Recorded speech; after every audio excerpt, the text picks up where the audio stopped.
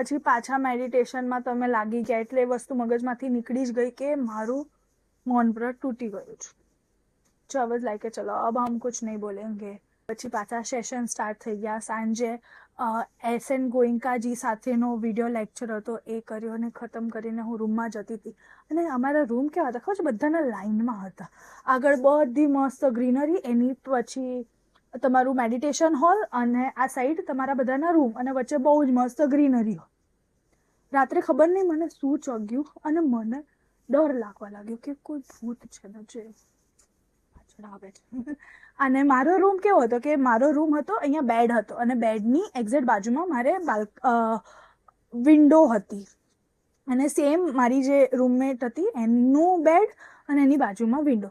તો we can see કે બંને વિન્ડોમાંથી આપણે પ્રોપર ગ્રીનરી જોઈ શકીએ. અને મને એટલું ગમતું હતું ને, લાઈક કે કેટલું આમ સારું છે. તો મને આમ સવારે બી આમ બેઠા હોય, લાઈક એમને બી બેઠા હોય તો એકદમ મસ્ત ગ્રીનરી લાગે. અને રાત્રે ખબર નહીં શું થયું અને મને ડર જ લાગવા લાગ્યો. એક બહુ જ મસ્ત ઝાડ હતું. મને શું લાગતું હતું કે ઝાડ ઉપર કોઈક બેઠું છે અને જે મને જોઈ રહ્યું છે રાત્રે.